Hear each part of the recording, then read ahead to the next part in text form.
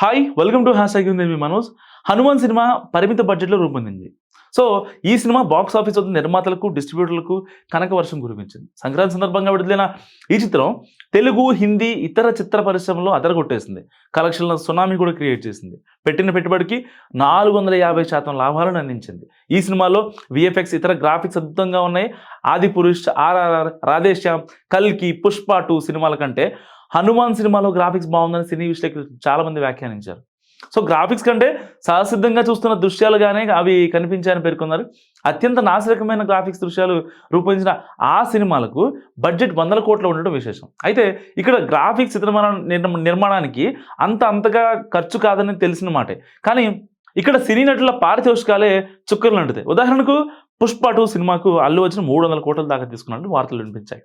దేశంలోనే highest paid యాక్టర్గా ఈ ఏడాదికి అల్లు అర్జున్ నిలిచారని కథనాలు కూడా వచ్చాయి. సో ఒక హీరో 300 కోట్ల దాకా తీసుకున్నప్పుడు ఆ సినిమా బడ్జెట్ అమాంతంగా పెరగడంలో ఆశ్చర్యం ఏమీ లేదంటున్నారు విశ్లేషకులు. సో సినిమా బడ్జెట్ పెరిగిపోవడం వల్లే నిర్మాతలు బెనిఫిట్ షోలు, టికెట్ల రేటు పెంపు వంటి వాటి మీద ఆధారపడతారు. ప్రభుత్వ పెద్దలను మచ్చిక చేసుకుంటారు కూడా. సో వారం రోజుల పాటు ప్రేక్షకులు నిలువు దోపిడీ చేస్తారు. వినోదం కోసం సినిమా థియేటర్కు వెళ్ళిన వారికి చుక్కలు చూపిస్తారు. అందువల్లే తెలుగు చిత్ర పరిశ్రమ ఇలా మారిపోయిందని కూడా సినీ క్రిటిక్స్ చెప్తున్న పరిస్థితి. అయితే పుష్ప 2 సినిమాను భారీ బడ్జెట్లో తెరకెక్కించామని చిత్ర నిర్మాతలు పేర్కొనడంతో బెనిఫిట్ షోలకు, టికెట్ల ధరల పెంపుకు ప్రభుత్వం ఒప్పుకుంది. అయితే సంధ్యా థియేటర్ వద్ద జరిగిన ఘటన ప్రభుత్వ నిర్ణయాన్ని మార్చింది.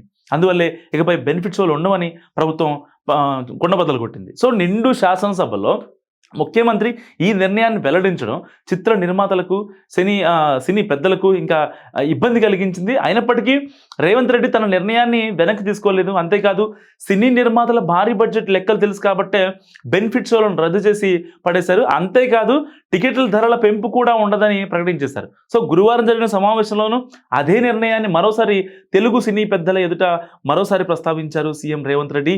దీంతో తెలుగు నిర్మాతలకు షాక్ తగిలింది.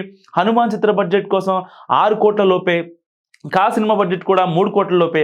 అయినా వాటిలో గ్రాఫిక్స్ సన్నివేశాలు అద్భుతంగా ఉంటాయి, నిజంగా తీసారా అనిపిస్తాయి. కానీ అదే భారీ సినిమాల్లో గ్రాఫిక్స్గానే కనిపిస్తాయి. అంటే బడ్జెట్ ఎక్కడ పెరుగుతుందో సినీ పెద్దలు ఆలోచించుకోవాలి.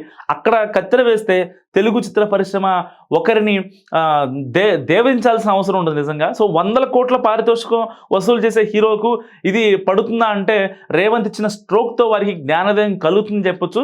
సో ఈ ప్రశ్నలకి నిజంగా కాలమే సమాధానం చెప్పాలి. సో ఈ వీడియో గురించి మీరు ఏమనుకుంటున్నారో కామెంట్ రూపంలో తెలియజేయండి. చూస్తూనే ఉండండి హ్యాష్ ట్యాగ్ యూ.